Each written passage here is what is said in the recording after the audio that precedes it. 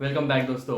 तो चलिए कंटिन्यू करते हैं हमारी ये जो क्वार्टरली रिजल्ट्स एनालिसिस सीरीज चल रही है। This is the 20th company जिसके क्वार्टरली रिजल्ट्स को हम एनालाइज करने वाले हैं, बिजनेस मॉडल को समझने वाले हैं। तो अब तक अच्छा रिस्पांस मिला है और still in case you have any concerns queries in the company जिसके हमने प्रीवियस वीडियोज में नंबर्स को एनालाइज किया है, तो do let me know in the comment section and I try to address those in the upcoming videos. तो ये पूरा वीडियोस बनाने का जो मकसद है that is to analyse the business, company पैसा कैसे बनाती है एंड देन गोइंग फॉरवर्ड उसका प्रोस्पेक्ट कैसा है, because market is looking in the forward direction, right. ये मैंने वीडियोस में पहले भी बोला है।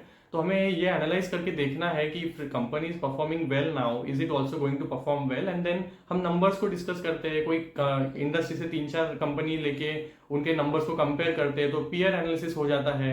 तो आपके लिए एक अगर फ्रेमवर्क बन जाता है कि अगर हमने ये कंपनीज को एनालिसिस कर लिया है तो कौन सा अच्छा कर रहा है, नहीं कर रहा है। फिर अगर कल जाके कोई नया कंपनी आता है तो यू हैव माइंडसेट रेडी कि भाई हमें देखना क्या है इस कंपनी को एनालाइज करते हुए, राइट।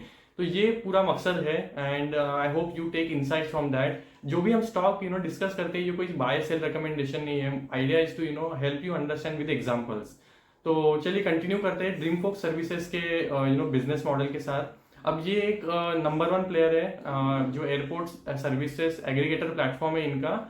ये बेसिकली जो एयरपोर्ट पे लाउंज सर्विसेज होते हैं या फिर फूड एंड बेवरेज होता है, कोई स्पा सलून, ये सर्विसेज होती है, ये सब एग्रीगेशन का इनका प्लेटफॉर्म मॉडल है। ठीक है, तो ये एक नंबर 1 प्लेयर है। अराउंड 90 to 95% जो एयरपोर्ट लाउंज फैसिलिटीज या फिर अदर सर्विसेज यूज होती है, ये एक्सेस होती है ये इनके कार्ड के प्लेटफॉर्म थ्रू। तो 95% यहाँ से ये मार्केट शेयर होल्ड करता है। और इन terms of volume around 62% of the volume ये केटर करते हैं। तो अब थोड़ा डिटेल में जाते हैं और समझते हैं कि इनका एग्जैक्टली बिजनेस मॉडल क्या है और ये पैसे कैसे बनाती है कंपनी। तो होता क्या है, as you travel, right, I mean you travel by airplane, you need to maybe sometimes wait at the airport आपको till your flight arrives, right। तो there is a lounge area, यहाँ पे other services होते हैं। तो ये सब access करने के लिए ड्रीम फोक्स ने एक प्लेटफॉर्म बनाया हुआ है। ये करती क्या है, अपने प्लेटफॉर्म पे जो कार्ड इश्योर कंपनीज है, फॉर एग्जांपल बैंकिंग पार्टनर्स हो गए, HDFC बैंक हो गया, ICICI बैंक हो गया, एक्सिस बैंक हो गया, इनको अपने प्लेटफॉर्म पे लेके आती है। दूसरा होता है जो नेटवर्क प्रोवाइडर्स होते हैं, मतलब वीजा हो गया, मास्टर कार्ड हो गया, रुपे हो गया, इनको भी अपनी प्लेटफॉर्म पे लेके आती है। थर्ड होते हैं ये जो ट्रिप प्लानर्स होते हैं, इज माई ट्रिप या फिर मेक माई ट्रिप, इन कंपनीज को भी अपने प्लेटफॉर्म पे लेके एक यूनिफाइड प्लेटफॉर्म इन्होंने बनाया हुआ है।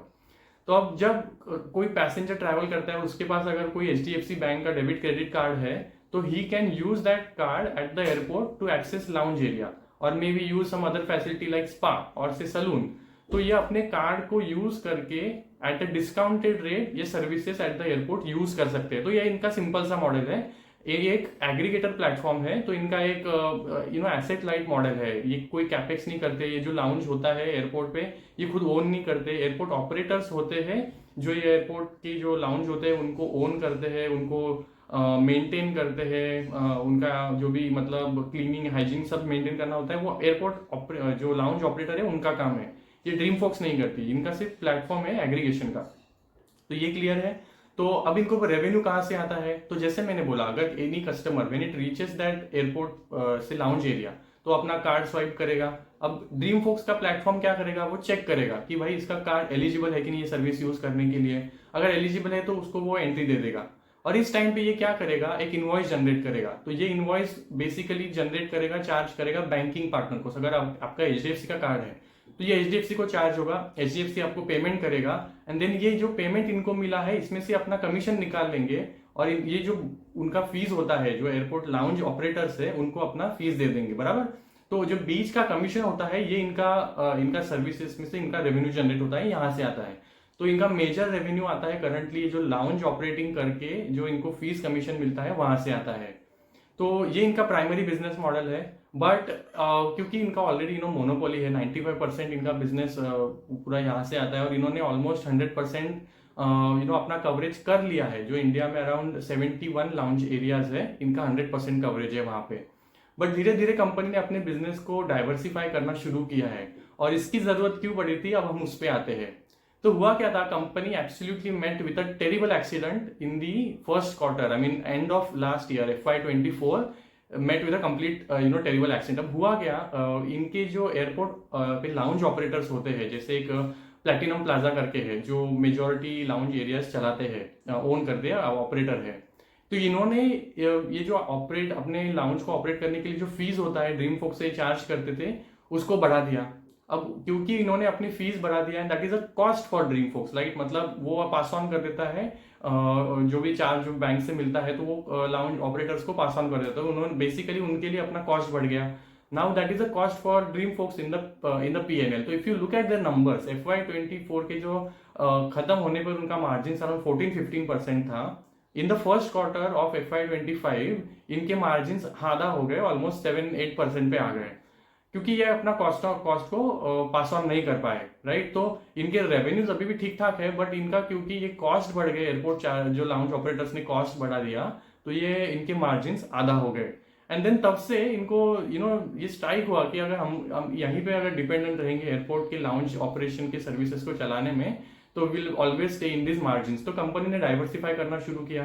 तो इन्होंने फिर काफी जो अलग तरीके के सर्विस प्रोवाइडर्स है उनके साथ टाई अप करना शुरू किया। तो अभी आप देखेंगे कि इको मोबिलिटी जो मतलब रिसेंटली आईपीओ आया था, इकोज जो कैब सर्विसेज है, तो ये इनके साथ टाइप किया है। तो now we want to have avail the pickup and drops facility, आप इनके कार्ड के थ्रू ये अवेल कर सकते हैं। या फिर if you are waiting at the airport, you want to utilise facilities of से स्पा और सलून, तो वो कर सकते हैं।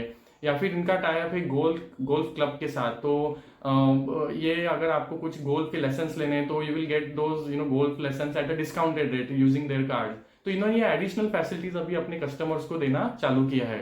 अब थोड़ा आते हैं नंबर्स पे, इनके Q1 में नंबर्स कैसे आए थे। तो इनका जो इस क्वार्टर का Q1 FY25 का नंबर आया था, रेवेन्यू का आया था अराउंड 321 करोड़, जिसमें 21% की जंप दिखी थी। और इनका जो एबिटा आया था अराउंड 26 करोड़ के आसपास आया था, जिसमें 30% की जंप थी। एंड पैट आया था अराउंड आई थिंक 17 करोड़, जिसमें भी 30% की जंप दिखी थी। तो नंबर्स अच्छे आए थे इस क्वार्टर में, but that are based on that low base जो हुआ था इनके साथ, that accident that happened in the first quarter of last year, right. तो but they have now started, if you look at their EBITDA margin जो 7% पे गिर गए थे, now they are slowly increasing those margin. तो EBITDA margin अभी 8% पे है, इसमें 40-60% की जंप दिखी थी। एंड पैट भी उनका अराउंड 6% के आसपास आया था, और उसमें भी अभी थोड़ी जंप दिखी है। तो इनके नंबर्स अभी थोड़ा धीरे धीरे इंप्रूव हो रहे हैं। और मैनेजमेंट का कहना है कि हम ये जो एडिशनल अभी नए सर्विसेज देंगे, we will offer those at a higher margin. तो ये दे आर वेरी कॉन्शियस।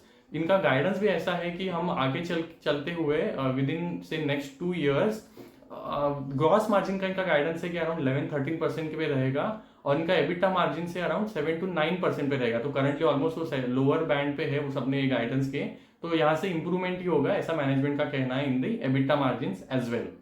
तो ये हुआ इनके बिजनेस मॉडल की बात, और ये इनका क्वार्टर का नंबर्स कैसे थे। अब इनके बिजनेस के अपडेट्स क्या है।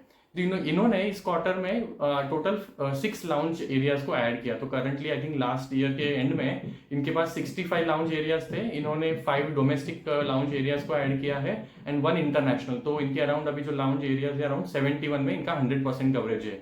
इसके अलावा इन्होंने 2 स्पा रिलेटेड सर्विसेज को भी ऐड किया है, एंड 6 गोल्फ क्लब्स को अपने सर्विसेज में ऐड किया है। तो ये अपने जो वर्टिकल से ऑब्वियसली इनके जो अलग सेगमेंट से इनको बढ़ाने की कोशिश कर रहे हैं, एंड साइमल्टेनियसली अपने लाउंज एरिया बिजनेस पे भी इनका फोकस है ही, जिसमें से मेजर रेवेन्यू आता है।